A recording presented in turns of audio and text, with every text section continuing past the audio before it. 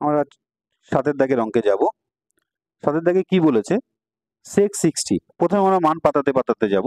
sec 60 এর value কত? দেখো আমরা cos 60 এর মান জানি কত, 1/2। তাহলে sec 60 অবশ্যই তার উল্টো হবে, শুধু 2 হবে, 2 তার স্কয়ার মাইনাস cot 30। tan 30 এর মান আমরা জানি কত? tan 30 এর মান জানি আমরা 1/√3। 1/√3 হলে cot 30 ডিগ্রি মান হবে শুধু √3, তার উল্টো। এবার তার স্কয়ার করব মাইনাস। এবার দেখো উপরে যা আছে সেই মানগুলো ধীরে ধীরে পাতিয়ে নেব। তাহলে এখানে কত আছে? 2।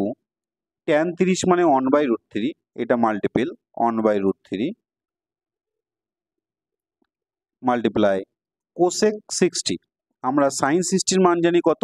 √3/2, এটা হবে 2/√3। ঠিক, অন প্লাস tan স্কয়ার 30।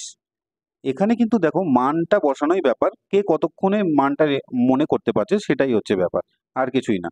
তাহলে আমাদেরকে ক্যালকুলেশন করে মানটা ঠিকঠাক বের করতে হবে। তো tan 30 ডিগ্রির মান কত? tan 30 ডিগ্রির মান 1/√3। তাহলে 1/√3 পাতাবো, যেহেতু তার স্কয়ার রয়েছে স্কয়ারটা আমরা দিয়ে দেবো।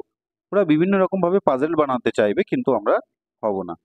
2 2 4 মাইনাস √3 স্কয়ার কত? 3 মাইনাস, তাহলে দেখো এই ফ্র্যাকশনের উপরে যারা আছে তাদেরকে লিখে নেব। ওখানে কত হবে? 2/√3, আর এখানেও 2/√3 আছে। তাহলে উপরে 2, এই দুইটা উপরে, এই দুইটাই উপরে। তাহলে 2 2 হবে উপরে 4 বাই কত? √3 গুণ করলে হবে 3।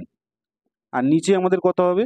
1 প্লাস 1/3।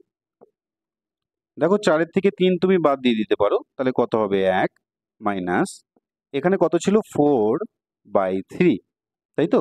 আর এখানে যোগ করলে কত হবে আমাদেরকে, সেটা আগে করে নিই। তাহলে একবারে না করলে অনেকের সমস্যা হতে পারে বুঝতে। তো আমরা 4/√3টাকে ওইভাবে পাতিয়ে রাখবো, তারপরের লাইনে করব। তাহলে 4/3 এরকম থাকলো, তার নিচে এটাকে আগে লসাগু করে নেব। 3 যদি লসাগু হয়, 3 একে 3 আর 1 4, তাহলে একেবারেও পাতাবো না, আমরা 3 একে 3 যোগ 1 রেখে দেবো। ঠিক, এবার এই পরের বাকিগুলো এই পাশে করি। তো এখানে কত বলছে? On minus 4/3। এবার একেবারে দেখো এই পাশে যে ভগ্নাংশটা হবে আমাদের, আর স্টেপ বাড়িয়ে লাভ নেই, আমরা এটাকে উল্টে দেব। তাহলে উপরে হবে 3, নিচে হবে কত? 4।